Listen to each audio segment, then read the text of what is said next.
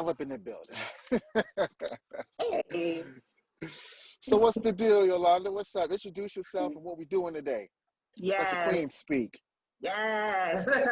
My name is Yolanda Spivey. I am a writer. That's my heart. So I always say writing first, but I'm also an insurance broker and a person who just loves movies, critiquing movies and everything.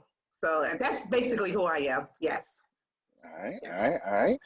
My name is Samoy Swaggart. Also a writer, published poet. Do a little bit of music here and there. Practice in the field of medicine as my day job. And I love movies just like Yolanda. You know what I'm saying? We go back years in the making. And so we decided we kind of want to do our little our Queen and King version of Siskel and Ebert on this movie Antebellum that everybody's talking about. Yes. Hey, man. Yeah. The game needs us. Yes. So sis, go ahead. I'll let you lead it, and then I'll follow your lead. Okay, well, first of all, when I saw the coming attractions to Antebellum, I text you. I was like, Doc, you know, when this comes out, we got to do this. We got to talk about this because it looked so intriguing. Yes. And the movie was just as intriguing as it looked when it came out, the coming attraction. And I do apologize about that. No, you're fine. So I do want to say something, Doc, before we begin. At the beginning of the movie, there was a quote by William Faulkner, and it said, the past is never dead. It's not even past. And I thought that quote was so significant because it set the tone to not only the movie, but it set the tone to what is going on right now.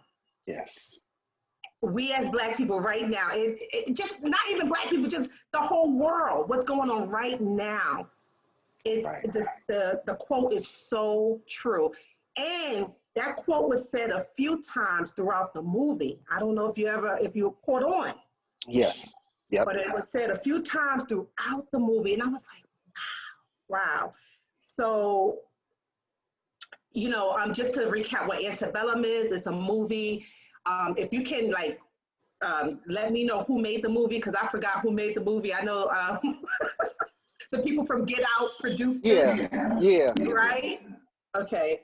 So it's a movie about a very successful woman who finds herself in the antebellum South as a slave again. And not again, but as a slave. And we don't know, the audience at first, if we're in the present or if we're in the past with this movie.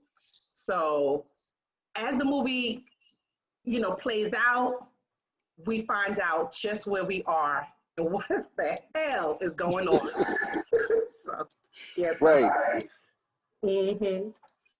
So I thought. What are your thoughts?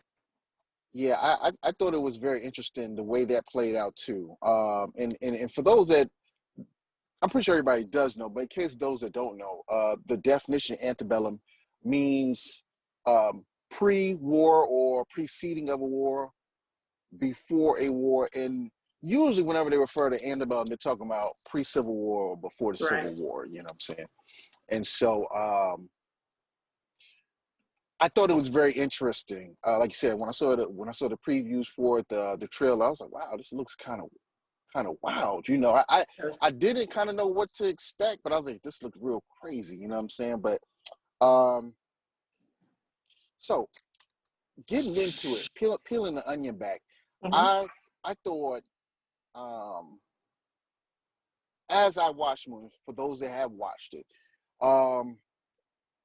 the things that jumped out to me initially, I think about, so, you know, as the camera is panning through the plantation, right? Yes, so, at the beginning? Yeah, at the beginning, right? Panning through the plantation and stuff, you see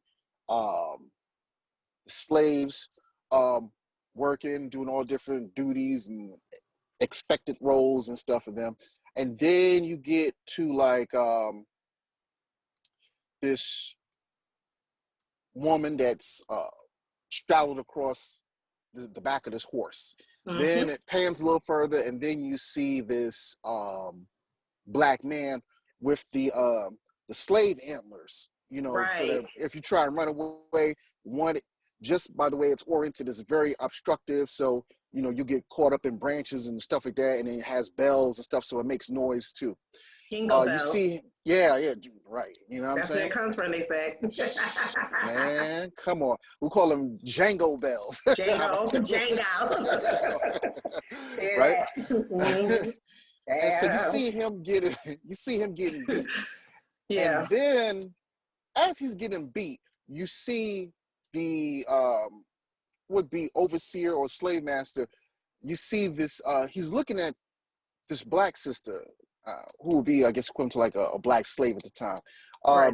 She's mortified, she's horrified, terrified at seeing the beating of the, you know, the black brother. And slave master, he's looking at her, and as they just get the best of the brother, um, he let her run. So she's getting away. You know what I'm saying? Right. And you're like, wow, she gonna get away? Like, you know, like, wow, okay. And I didn't take it in a sense of her abandoning him. You know, No. I take it in the sense of like, yo, we're in such a system, whoever can escape, just get the Right. fuck out of there. You know what I'm Get the saying? hell out. Right. Get the hell out. And eventually, Mhm. once the slave master was like, all right, he took his sip, and he's like, all right, let her get far enough. Now let's go ahead and get her. And I was like, you know, to me, when I translate it back to where we are now, I kind of look at it like, you know, we're all getting beat down, black men and women. Yeah. Black men, we're definitely we're getting trounced on, pounced on, all this type of stuff. And right now, it's kind of like, it looks like they're giving black women a little bit of leeway, a little bit of footage to kind of like get away. And it's kind of like, but I'm looking like, when they're gonna take that shit and then be like, all right, let's go ahead and just go and get these black women in order. Like, you know what I'm saying? The same way they kind of let her kind of get ahead and get away, and then turn right back around and capture her, trapped her, brought her right back. I Yeah. kind of seem like, you know, in today's society there, because they're doing like a big gender divide with black men and black Yes, they women, are. Yeah.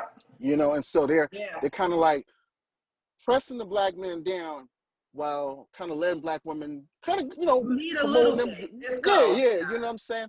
And you know, like I said, my thing is, look, whoever can get out, get out. But you know what I'm Right. saying? As you can see at the end, you know, it's going to take that teamwork between black man and woman for And any women type take of it right, liberation. exactly. And Mm-hmm. even like, I don't want to bring up the end, but the end was so significant. Oh my goodness. There were Oh, yeah? so many feminism themes in the end Yes. between the black woman and the white woman that I Mm-hmm. was like, oh my God, this is so like, um, prevalent today. Like, oh my Mm-hmm. goodness, Mm-hmm. it was just so eye-opening. Yes. Yeah. But I like what you said as far as, the black women sort of getting ahead, because we see that in corporate America. They're trying to Mm-hmm. hire a lot more black women leads and things of that nature. Mm-hmm. We hear this, it's the year of the black woman and things Mm-hmm. of that nature. But when we look at everything, we see that none of us is really getting ahead, because at any time that white man can take that noose, wrap it around our Mm-hmm. necks, pull us back, and Mm-hmm. kill us. Breonna Taylor, you. Corinne Gaines, you. Yeah. Tatiana Jefferson, you. Eleanor Bumpers, you. You know? So it's like we are all in this game together. Yes. Yes. Yes. What else That's did why you I see, don't do the sis? gender role thing with people on Facebook. They want to like bring in the, oh, you hate black men, or black women. Right. We're Right. together. That's right. That's right. I'm locked in a struggle with my sister. That's right. Yeah. Yep. So, Yep. but Don, okay, let's talk about. Okay, so what were your thoughts as the movie went on? Did you really think that they were in the present day, or did you think that this movie was really in the past? Um, Right. So I really thought that it was in the past. How I thought it was going to be was, this was in the past, but I thought that there was going to be some type of thing where in the future she is probably reliving the dreams of like maybe her grandma or great great grandma that triggers her today. Right. I didn't, it wasn't until later till you start seeing like the anathemas where it's kind of like, wait a minute, oh, a cell phone? Well, wait a minute, Right. Yeah. like how? And so then you're like, wait a minute, the only way this can happen, and you start putting it together. So yeah, at first I was like, wow, okay, this is okay, we're having another slave movie kind of thing, but Right. yeah. So they got me at first. Yeah, I really thought this was. I don't know if you know Octavia Butler. She is like one of my favorite writers of all time. Okay, Oh she yeah. done passed away, and I love. Well, I think I read every book that she has ever written. But she did write a book called Kindred, and I thought, yes, and I thought that this story was going to mirror that of Kindred about a woman living in modern times who is supernaturally, transported back into the past. So I thought that this movie was going to be like a sort of supernatural movie, but it totally took me out when it was not that. It was just, it was some real life stuff. Yes. Ooh, and this movie also shows that at any time we could be subjected to those types of conditions. Oh yeah, I got some notes on Anytime. that. Yeah. I got some notes on that. Okay, You well, damn let's right talk about about it. that. Let's talk about it. So as you say that, right? At any given time, we could be subjected to that. Yeah. We know that in Chicago, they have the police have what's called black sites, where they can snatch you up off the street and they don't take you into central booking and process you. They'll hold you in these unmarked buildings Right. and detain you for just however long, and nobody knows where you are, what they're doing, or nothing. And people forget about that. So in Chicago, it's called Holman Square. That's happened. That's an example of that, right? Right. Let's not forget about. And the thing is, we think that some people said they didn't like the movie. I like it because it explores the potential and the possibilities of this actually occurring. We may be used every time we talk about, real estate with black people. Sometimes you always hear people, yeah, I own the block, that's my corner. But when we talking about white wealth and white money, right? Then we're talking about hectares and acres of land. Yeah. Hundreds of acres of land. You know what I'm saying? The USA Today published the top 100 landowners in the USA. And some of these families, you've never heard their names, and they own millions of acres of land, and 1 acre is the size of a standard NFL football field. So just imagine if somebody had a million acres. It's like millions of acres. And you don't know what they doing on that land. That's if private your land. Black ass was caught out in one of those acres, okay? Just imagine what they could have your ass doing just for you to survive. Just to survive. You would be subjected to anything, and you would probably do anything just to survive, which was also shown in the movie Antebellum. You saw these people just standing around doing work. And you're like, at the end of the movie, once I realized what was going on, I'm like, they just stood around like that and just allowed those mofos to just like put them back in slavery, and they didn't even try to attempt. But it's also a psychological conditioning too. Because what's her name? Janelle Monáe. So I'm so sorry, Janelle Monáe. I love you. Her part when she was talking to the mulatto girl who came onto the plantation, she said to her, "Whatever you know out there, you better forget about it. You're here now. Just forget about your past. You're here now." And the mulatto girl said, "I can't do that." She was like, "I can't do that. Like I can't forget about my past. What the hell is this place? Where am I?" So I realized the psychological conditioning that our ancestors must have been under to have endured and stayed in that position for hundreds of years. It's a psychological conditioning. Mm. Yes, that's real talk. I um, think about the sex trafficking that goes on. Think about these sex slaves. Um, Yes, Doc.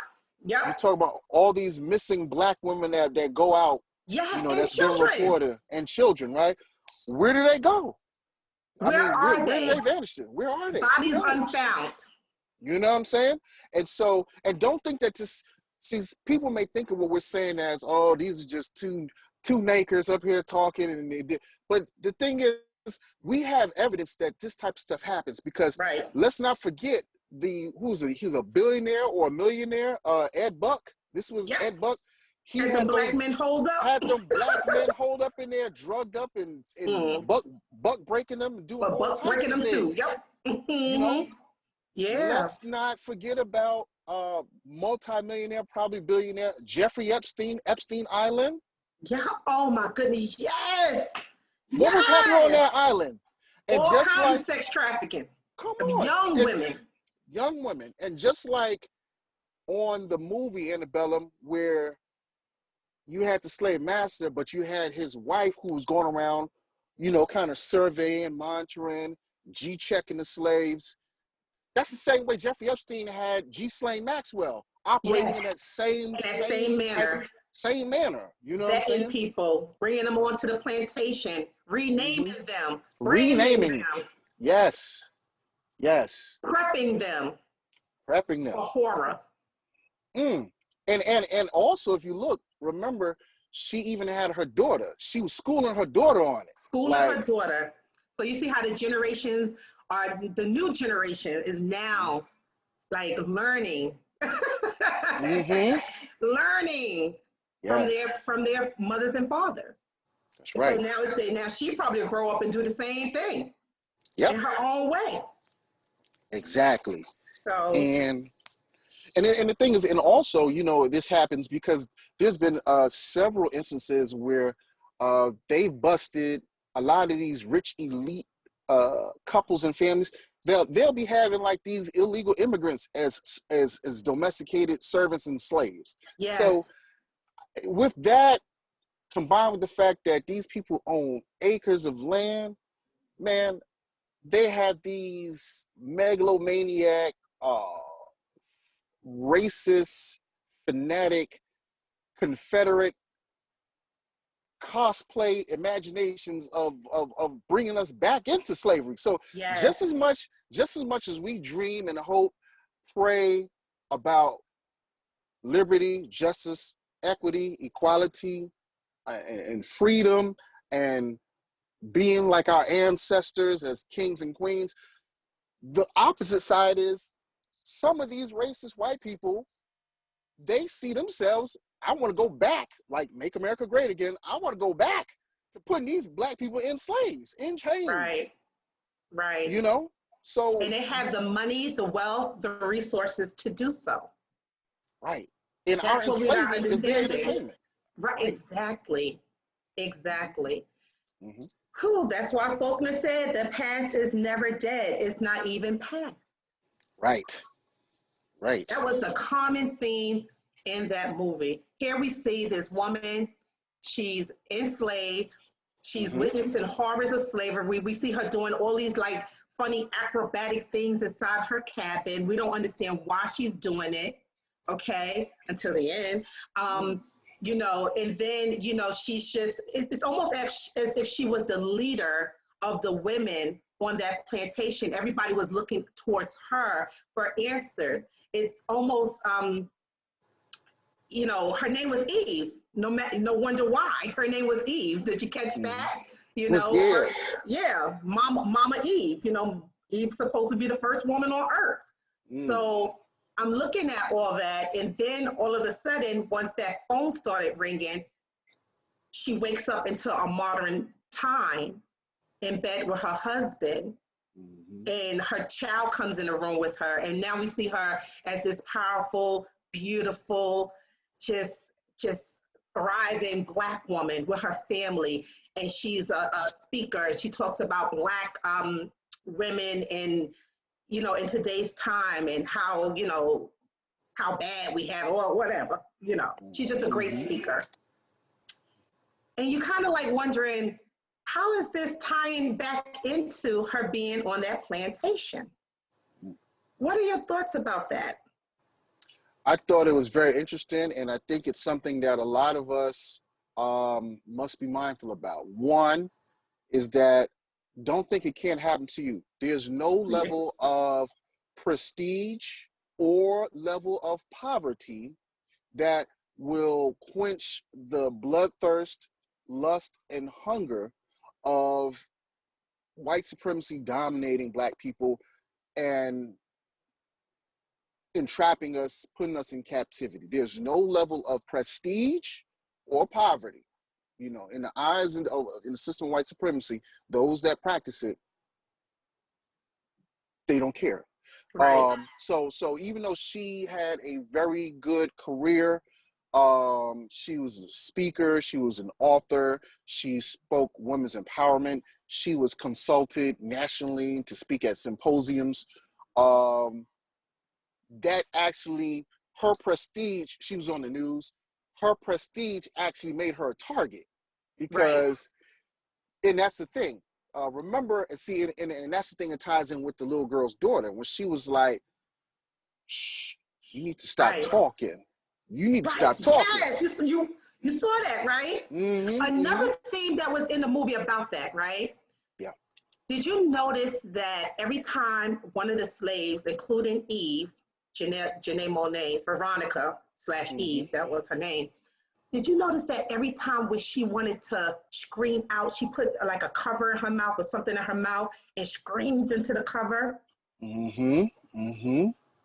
Stop talking. Right. You know what I'm saying? Stop. Be quiet. Right. You can't scream. You can't say what you really want to say. Right. Shut the fuck up. Excuse my language. No, you're right. And it's always that front and effort to mute the message or mute the plight of Black people. If we speak out, we don't want to hear it. Just Black lives matter. No, all lives matter. No, blue lives matter. Oh man, this is racism. No, that's reverse racism. No, you know what I'm saying? Just everything you say was just muted, and we don't want to hear it. You know what I'm saying? And then it gets to a point where, well, we don't want to hear it, and if you speak out, we're going to actually get physical. Right. And so now that inner, that desire to voice your the disparities that you're experiencing, it transforms into rage that you can't even, have a public discourse or conversation about, because it's going to bring harm to you, Right. Hashtag Fred Hampton, hashtag Malcolm X, hashtag Martin Luther King, hashtag Medgar Evers. You speak too much, we're going to come for your head. So you don't talk, like that white girl told her, and so she was very vocal. Yes. And look at what happened to the slave man on the plantation. Every time when they would say something to each other, they were shunned. They were shushed by the white men. And one of them got knocked out completely because he said something underneath his breath to another slave, So it was always a common theme of shut the fuck up in that movie. And we see it even now, like you said. Shut the fuck up. We can't talk about Black Lives Matter. We can't talk about certain things. As a Black woman, I'm always told to shut the fuck up in subtle ways when I say something, about one Black person, either it's a man or woman, okay? People always tell me in their own way to shut up. Right. And I'm not going to shut up. I'm going to say what I want to say. If I'm breathing on this earth, man, please. That's real, yo. Yeah. And we saw that with Jemele Hill as when she had her position on ESPN, and she didn't even literally speak it. She just Twitter posted, and because she spoke her mind, shut it down. Shut it down. You know what I'm saying? So So these are the things that we see or saw happening in the movie. Yes. The other thing that I want to also piggyback on what you were saying, when you were saying that everybody in the plantation was looking to her for leadership, even and this comes also working with brother and sister Queen and King working together to defeat the system, silently come together to coordinate a plan. Remember, the black man, he kept coming and asking when, right, when, right. like, you know, like he's ready, like, Yeah, he was ready. He was ready to pop off, you know what I'm saying, and just go. And it was almost as if they knew she had a plan. I guess because of her, they knew her position outside of the plantation. They knew who she was. She was a very well-known person. So I'm assuming that they thought that she had all the answers. Like she knew how to navigate off that plantation. But she was just as lost as they were. She was just as blinded as they were.